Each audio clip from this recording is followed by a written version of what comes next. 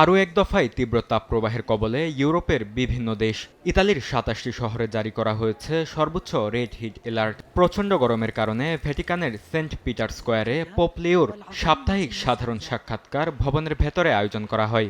দর্শনার্থীরা বলছেন, প্রচণ্ড গরমে এটি সময় উপযোগী সিদ্ধান্ত। ইতালিতেই নয়, বলকান অঞ্চলেও তাপমাত্রা পৌঁছেছে প্রায় ৪০ ডিগ্রি সেলসিয়াসের কাছাকাছি। প্রচণ্ড গরম থেকে বাঁচতে মন্টেনিগ্রোর সমুদ্র সৈকতে ভিড় করছেন স্থানীয় ও বিদেশি পর্যটকরা। সৈকতে নেমে কিংবা ছায়ায় বসে গরম থেকে বাঁচার চেষ্টা করছেন কেউ কেউ। ক্রমবর্ধমান তাপপ্রবাহের সঙ্গে খাপ খাইয়ে নেয়ার চেষ্টা করছেন বিভিন্ন পেশাজীবীর মানুষও। জলবায়ু পর্যবেক্ষকরা বলছেন, পশ্চিম ইউরোপের গড় সর্বোচ্চ তাপমাত্রা স্বাভাবিকের তুলনায় ৪ ডিগ্রি সেলসিয়াসেরও বেশি। AKS অর্জন করল গিনেস ওয়ার্ল্ড রেকর্ডস।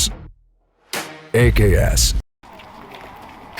চেক প্রজাতন্ত্রের রাজধানী প্রাগে সবচেয়ে কঠিন পরিস্থিতিতে পড়েছেন গৃহহীন মানুষরা। প্রচণ্ড গরমে তাদের কাছে খাবার, ঠান্ডা পানীয় ও চিকিৎসা সেবা পৌঁছে দিচ্ছে সামাজিক সংগঠনগুলো। স্বেচ্ছাসেবীরা বলছেন, তাপপ্রবাহে পানি শূন্যতা ও হিটস্ট্রোকের ঝুঁকি ঠেকাতে নিয়মিত মাঠে কাজ করছেন তারা। গৃহহীনদের অনেকেই ছায়া, নদীর পানি কিংবা শহরের কুলিং স্পটকে একমাত্র আশ্রয় হিসেবে বেছে নিয়েছেন।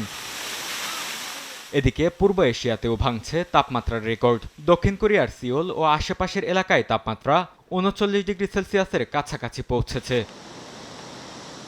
জাপানেও কয়েক সপ্তাহ ধরে চলছে অস্বাভাবিক গরম। প্রচণ্ড গরমের কবলে মানুষ থেকে শুরু করে চিড়িয়াখানার প্রাণীরাও। বিশেষজ্ঞরা সতর্ক করে বলছেন, জলবায়ু পরিবর্তনের প্রভাবে তাপপ্রবাহ আরও তীব্র হচ্ছে। গরমে বাইরে না যাওয়া, পর্যাপ্ত পানি পান করা এবং ঝুঁকিপূর্ণ জনগোষ্ঠীর প্রতি বিশেষ নজর দেওয়ার আহ্বান জানিয়েছে সংশ্লিষ্টরা। বরকতুল্লাহ, সময় সংবাদ।